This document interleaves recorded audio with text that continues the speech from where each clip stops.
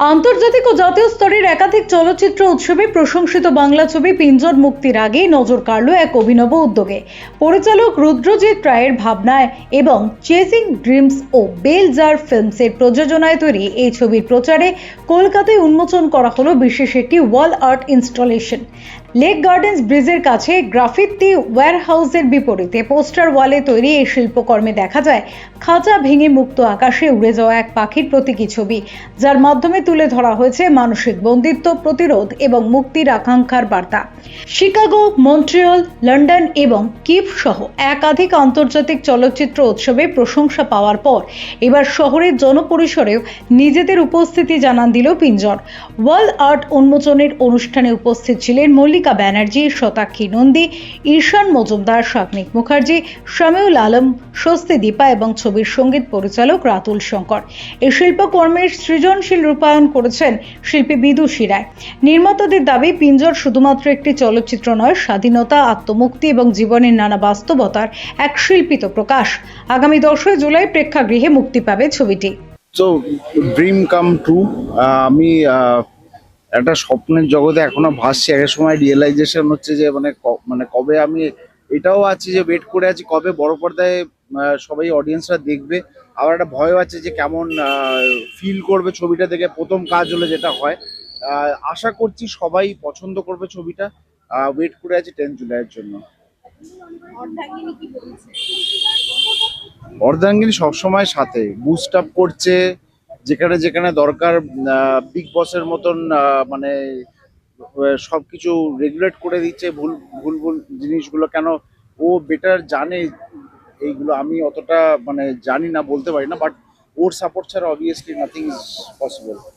না, আমি একটা কথা এখানে বলতে পারি। রুদ্র বলে না যে রুদ্র খুব একটা সাড়া দিয়ে কাজ করে না, নিঃশব্দে কাজ করে। আমার হয়তো একটু সাড়াটা বেশি, কিন্তু রুদ্রর সাড়া কম, কিন্তু নিঃশব্দে কাজটা অনেক বড়। কারণ রুদ্র নিঃশব্দে আমরা জানতেও পারছি না রুদ্র কি কি ফেস্টিভ্যালে এই সিনেমাটাকে পাঠাচ্ছে। মানে বিশ্বের বহু 10 থেকে 12টা জায়গায় এই আমাদের পিঞ্জর গেছে, মানুষের মন জয় করেছে, ইনক্লুডিং কলকাতা ফিল্ম ফেস্টিভ্যাল।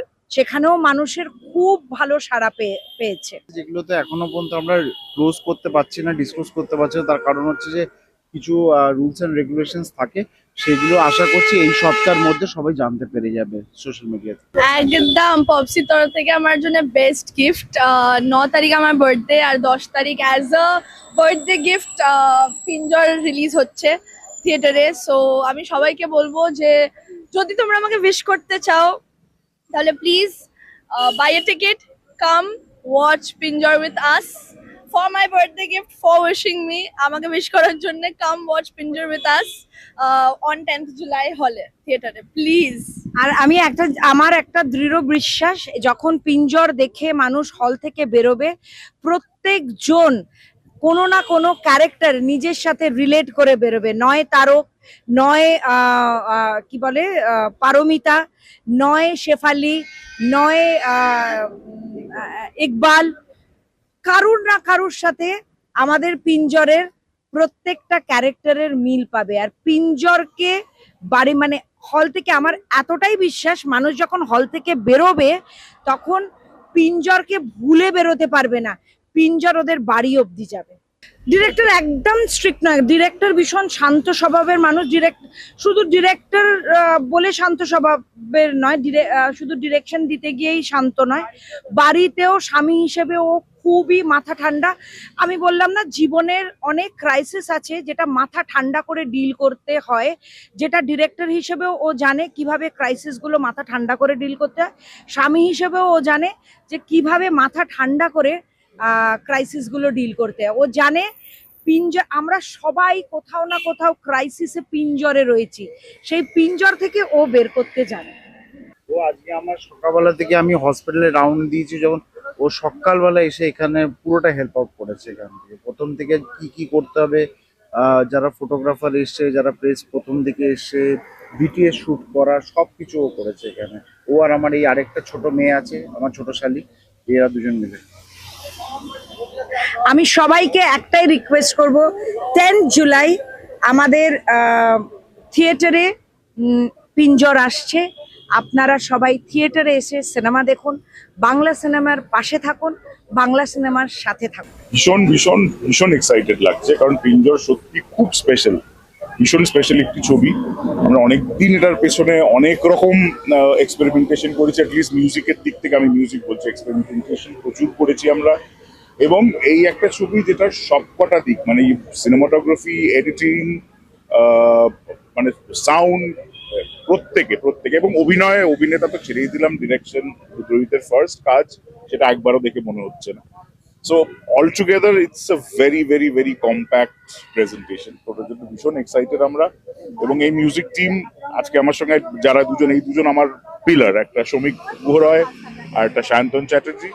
সবাই ইন্ডিভিজুয়ালিও সবাই চেনেন, সব চেনা মুখ, বাট আমরা একসাথে মিলে কাজটা করেছি and we are very very excited.